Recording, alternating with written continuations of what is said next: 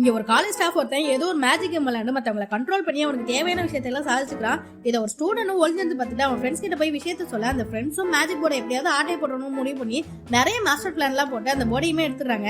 இது தெரிஞ்ச அந்த வில்லன் ஹீரோவை கண்ட்ரோல் எடுத்து இவனோட அசைவுக்கு ஏற்ற மாதிரி அவன் ஆட்டி வைக்கிறான். இதனால பாதிக்கப்பட்ட ஹீரோவும் அவன் ஃப்ரெண்ட்ஸே அடிக்கிறது, கிளாஸ் நடந்துட்டு இருக்கும்போது அவன் கண்ட்ரோலையும் மீறி போர்டு அழிக்கிறது, சாப்பிட்டுட்டு இருக்கும்போது சூடான ஃபுட்டெல்லாம் எடுத்து அவன் ஃப்ரெண்ட்ஸ் மேல வீசுறதுன்னு அவங்களை போட்டு பாடா படுத்திட்டு இருக்கான்.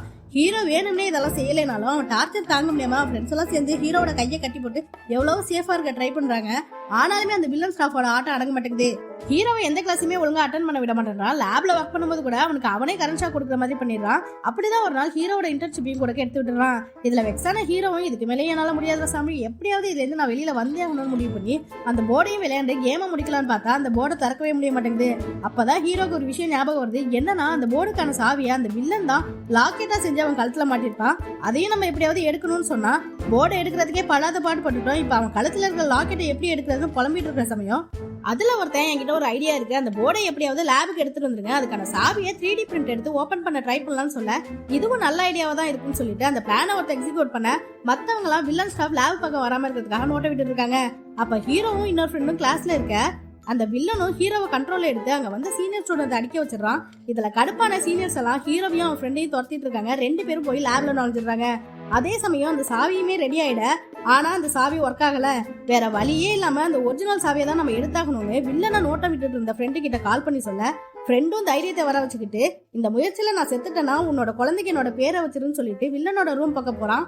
இவனை ஓவர்டேக் பண்ணிட்டு ஒருத்தவன் வந்து வில்லனோட மூஞ்சிலே பெப்பர் ஸ்ப்ரே அடிச்சுட்டு அந்த லாக்கெட்டையும் போட்டுக்கிட்டு ஓடுறான். யாரா அவன் ஒர்க்கெல்லாம் ஓடிட்டு இருக்கானேன்னு பார்த்தா அவன் வேற யாரும் இல்ல, இந்த காலேஜ்ல இதுக்கு முன்னாடி ஒர்க் பண்ண ஓல்டு ஸ்டாஃப் தான்.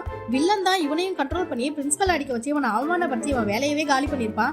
இதுல பாதிக்கப்பட்டவன் தான் பைத்தியம் மாதிரி சுத்திட்டு இருக்கான். இவன் பின்னாடியே ஓடி போய் ஃப்ரெண்டும் இந்த வில்லனால நாங்களும் பாதிக்கப்பட்டிருக்கோம், வாங்க சேர்ந்தே பள்ளி வாங்கலாம்னு சொல்லி அவனை லேபுக்கு கூட்டிட்டு போய் அந்த ஒரிஜினல் சாவியை வச்சு போர்டையும் ஓபன் பண்ணி ஓல்டு ஸ்டாஃபும் ஸ்டூடெண்ட்டும் மாத்தி மாத்தி கேம் விளையாண்டு இருக்காங்க. ஏன்னா 2 பேருமே இதனால பாதிக்கப்பட்டிருப்பாங்க இல்லையா, அதனாலதான். அதே சமயம் அந்த வில்லனும் உள்ள வந்துட அதை பார்த்து ஷாக்கான ஹீரோ அந்த தாயக்கட்டையை கீழே போட அவ்வளவுதான் அதுல இருந்து ஒரு ஃபோர்ஸ் ஒன்று அடிச்சு வில்லன் ஹீரோ ஓல்டு ஸ்டாஃப்னு 3 பேருமே தூக்கி வீசப்படுறாங்க. இதை பார்த்து பயந்து போன ஃப்ரெண்ட்ஸும் ஹீரோவை எழுப்ப ஓல்டு ஸ்டாஃப் ஏந்திரிச்சு டே மச்சான் நான் ஏஞ்சிட்டேன்னு சொல்றான். இவனுக்கு ஒண்ணுமே புரியல.